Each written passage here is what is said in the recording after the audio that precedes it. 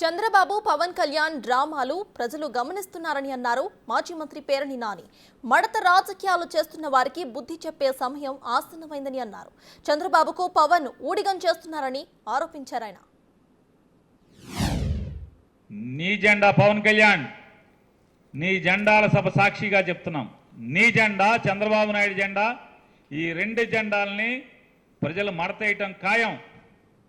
జగన్ని ఓడించటం కోసం, జగన్మోహన్ రెడ్డి గారిని ఓడించటం కోసం 3 ఎన్నికల నుంచి 2014, 2019, 2024 ఈ 3 ఎన్నికల్లో మీ ఇద్దరి డ్రామాలని కూడా ప్రజలు చూస్తున్నారు, ప్రజలు గమనిస్తున్నారు.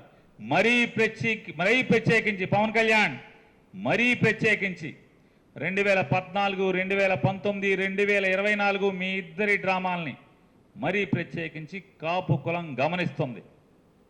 కాపుల్ని బీసీలుగా చేస్తానని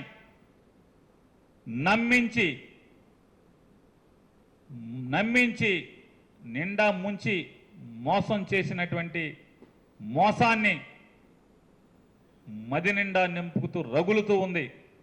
మీ ఇద్దరిని కలిపి మడతేయటానికి సిద్ధంగా ఈ రాష్ట్ర ప్రజలున్నారనేది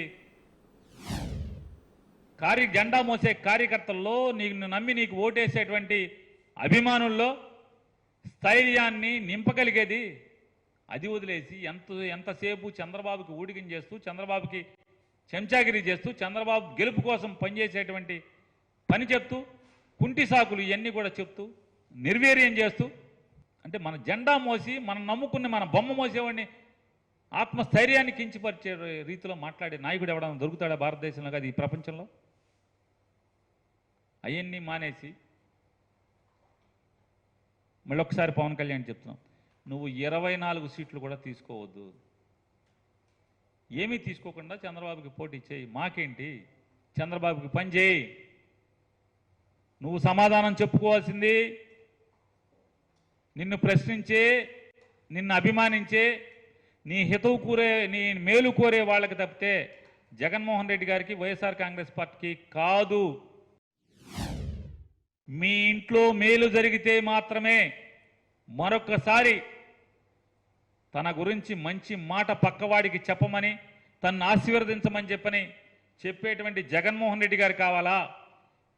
ఏం చేస్తారో మనకి చెప్పకుండా 2014 నుంచి 19 దాకా వారిద్దరూ కలిసి పరిపాలించినటువంటి పాలన గురించి ఒక్క మంచి మాట కూడా చెప్పుకోలేనటువంటి వారిద్దరూ జగన్మోహన్ రెడ్డి మీద విషం చిమ్ముతూ పెత్తందారుల పక్షాన భుజం కాస్తున్న వారిద్దరి మాటలు నమ్ముతారా ఆలోచించుకోమని మంచి నిర్ణయం తీసుకోమని కూడా రాష్ట్ర ప్రజలందరూ కూడా విజ్ఞప్తి చేస్తున్నాం.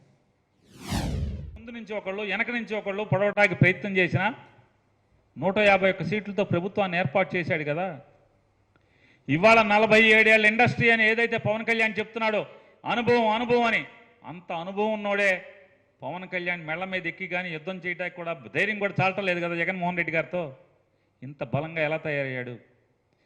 గెలిచినా, ఓడినా, అధికారం వచ్చినా రాకపోయినా, ఎంతమంది ఎమ్మెల్యేలు ఉన్నా లేకపోయినా ప్రజల కోసం మాత్రమే పనిచేస్తూ వెళ్ళాడు కాబట్టే ఇవాళ ఈ స్థితిలో జగన్మోహన్ రెడ్డి గారు ఉన్నాడు. పుడతా ఏమీ జగన్మోహన్ రెడ్డి గారు పార్టీ పెట్టిన కాడి నుంచి అధికారంలో ఏమి లేడు.